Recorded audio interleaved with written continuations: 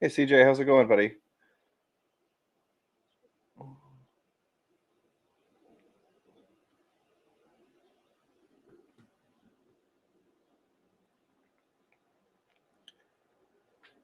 Good, dude. How are you?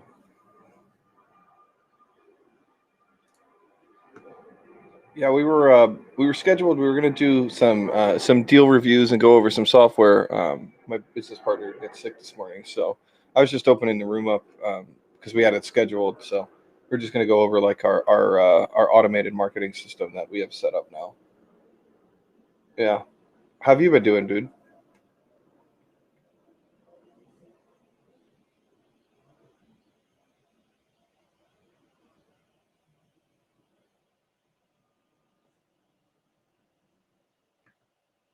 Nice, man. Have you been doing any? You have any deals going on?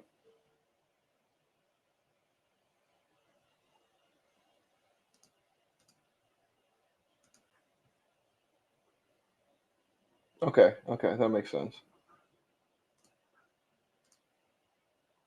Yeah.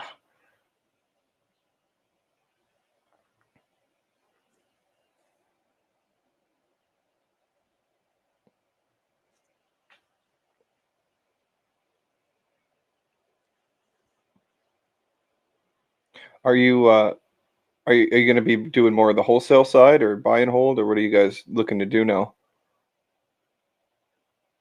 Nice, dude.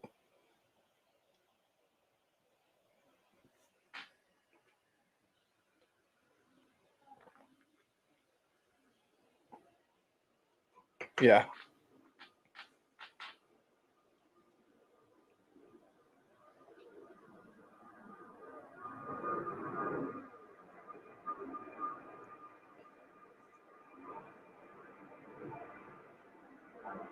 Oh, that's awesome, man.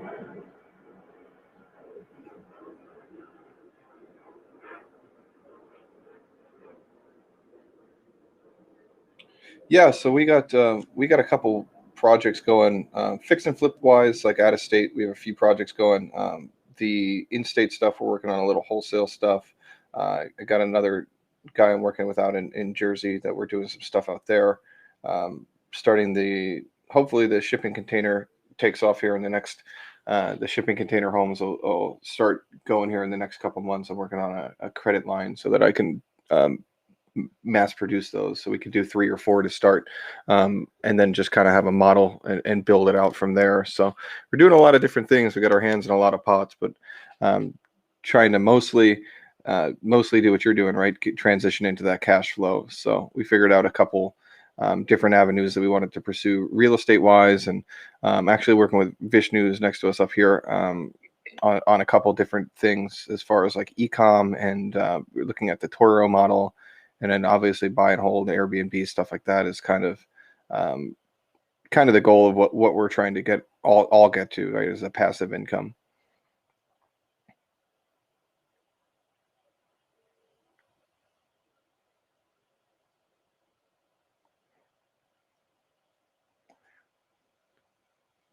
Yeah, we have a lot of investors interested in it.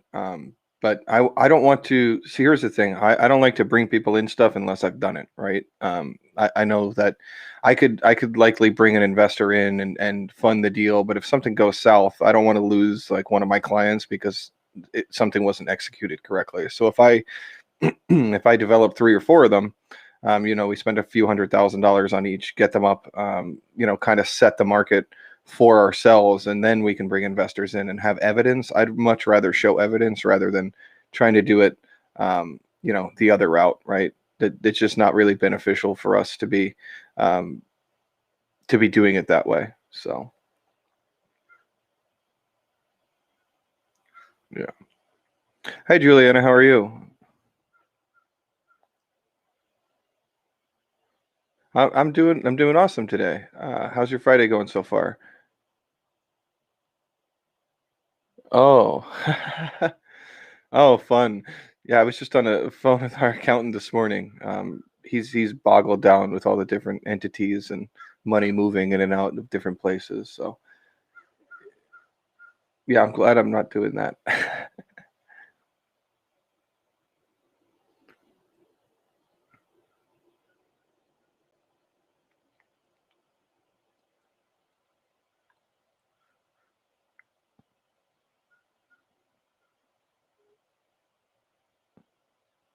Oh, cool.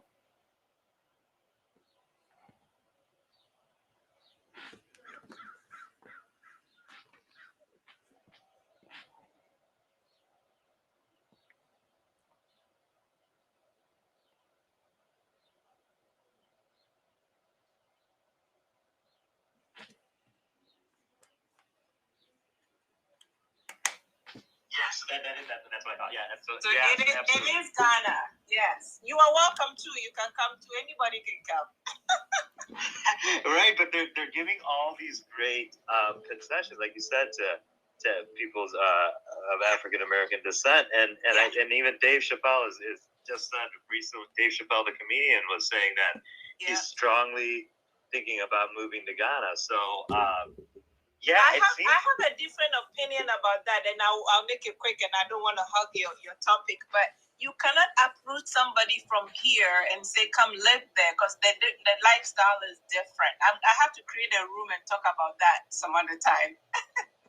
Well, Juliana, there's a room called the Global Real Estate Club and also International Real Estate Club.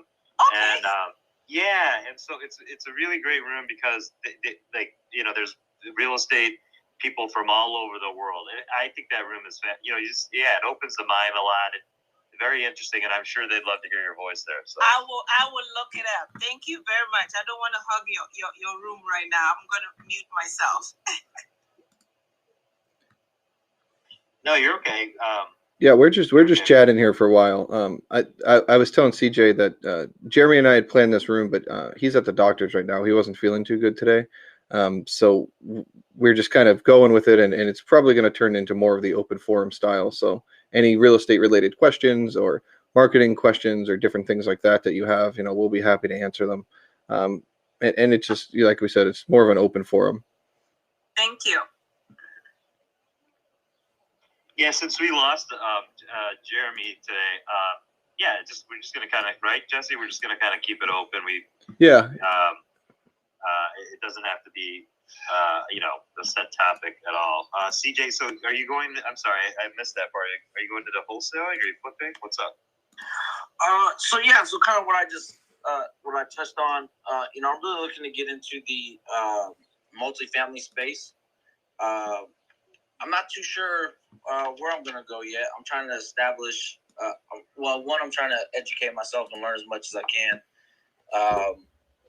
And I'm not too sure how I'll be a part of a multifamily deal, but that's kind of what I'm looking to get into. I understand. And what is do you have real estate background or? Yeah, I mean a little bit. I have one rental currently. I tried to do the flipping side of it. Didn't really go my way. Probably lack of consistency and lack of time on my part. But I've kind of just spent the time getting educated and learning more kind of about myself and my strengths and figuring out how to push forward. No, that's really great, man. First of all, number one, you have one more rental property than I do, right? Because I'm pure fix and flipper. So, but the thing is, like by definition, you are a real estate investor, right? You know what I mean? So, like, I think a lot of times people are really hesitant to say that. If you own something or you're doing something, and you know what I mean, you're an investor. That's it, right? And then it's just about adding to that, So you're already in it, man. So I would say, I think what you said is really great because you're looking at your strengths and weaknesses, and you tried the flipping thing, like, and Jesse can testify. Me and him are fix and flippers, right? It is not for the meek, meaning it takes a lot of grit. It takes a lot of time until you get those systems in place, right? But by the way, I don't have them. Jesse's actually helping me with that. Jesse and Jeremy are. So, the thing about fixing and flipping, and this cliche is true, and by the way, I'm definitely guilty of this. Is that I went and I'm not W-2, right? I left W-2 to go do this, but all I did is create another job, right? In a very long. I mean, I don't work for anyone else, which is the benefit, but but it's not. Until those systems are placed, and you really start to farm a lot of the work out, you really have created a fix and flip for sure. It's hard, man. It's a lot of hours, and not the easiest thing in the world, but it is very rewarding as well. So, but anyway, I mean, it's good that, and just because me and Jesse are fix and flippers doesn't mean that it's not the best match for anyone. So if you're starting to learn that, hey, I want to go the multifamily route, that's a good thing. You're starting to figure it out, right? You're starting to figure out which direction. Because what I'm getting at is a lot of times people will talk to me and they're like, well, I don't even know where to begin, And so what I would say to them, and this is kind of like, I think where you're already a couple of steps ahead of them, is you always start with the end in mind, right? You know what I mean? So if the equation is x plus y equals z, start with z, and then work your way backwards. You know what I mean? So do that in everything. So it's like, well, really do that in everything. And I mean, like, and I don't mean just in real estate. Look, like, picture what your life, what you want your life to be, and then work your way backwards to today, right? You know what I mean? And then that gives you your map. Does that make sense? No, yeah, I totally understand. I do want to go back and touch on one thing. You talked about, trading your W-2 for another job, and what's the saying? Trading your 9 to 5 to work 5 to 9. Yeah. I don't know what the numbers are. All I know is there is no days off. I'll tell you that, right? So weekend, what weekend? That's the same thing as a Monday for me, right? But, so, but absolutely. But eventually, it's the goal is that it goes the other way, right? Yeah. Eventually, it just takes it, and it depends. It depends on so many factors. You might get there a lot quicker than I did. It just depends, right?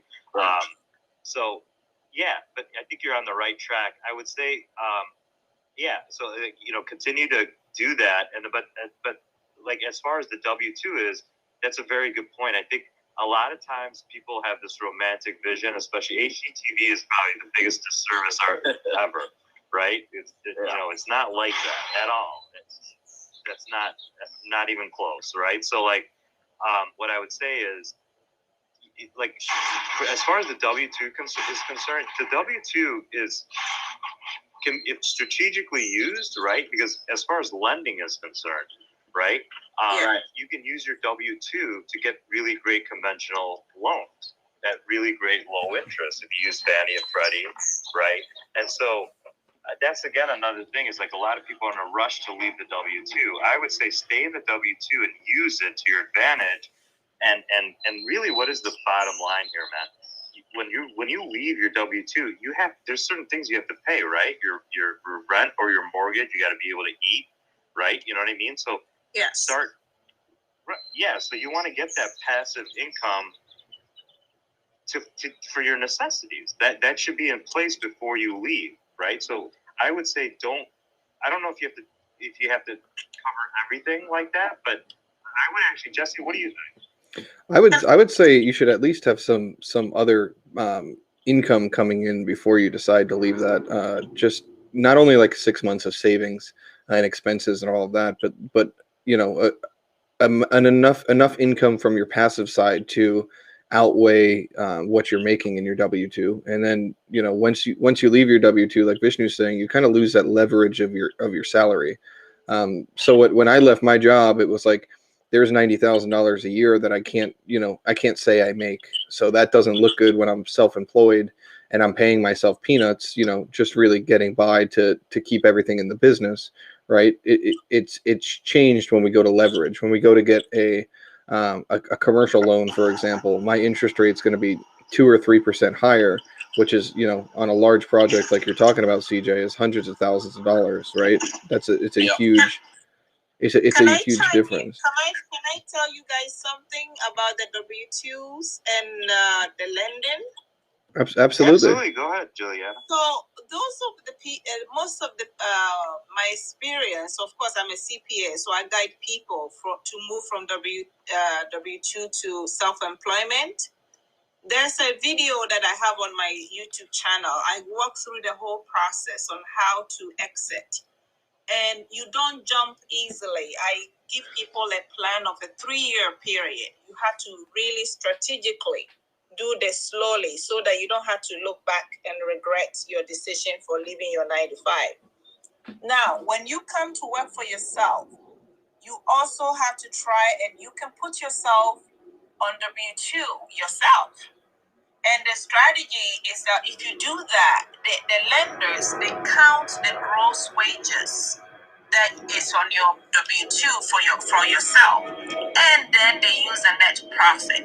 But if you don't cut yourself a paycheck, they use just your net profit, depending on your entity structure. They use the K1, or they use the profit from the Schedule C. So it's a whole strategy. There's a way to get around all the problems you guys are talking about. I just wanted to chime in. So I'm done talking. No, that's so great, right? And I know Jesse already does that. Jesse and Jeremy already do that, and I need to do that as well, because it's so beneficial. What you just said is as people say, a gem, right? So thank you for that. No, that's great. We love having you up here. That's awesome to have a CPA up on here. It's great. Sergio, how are you, buddy? Doing great. How are you guys doing today? We're good. We're just enjoying this Friday. We're having a little bit of a casual this little clubhouse today. Yeah. Do you have any comments or questions, or anything to add? The only thing is, on that last topic, I wish I would have known that before we formed our CCorp. Because right now, if I were to do a W-2, being double taxed. So we do the minimum on W-2, and then we just take district quarterly.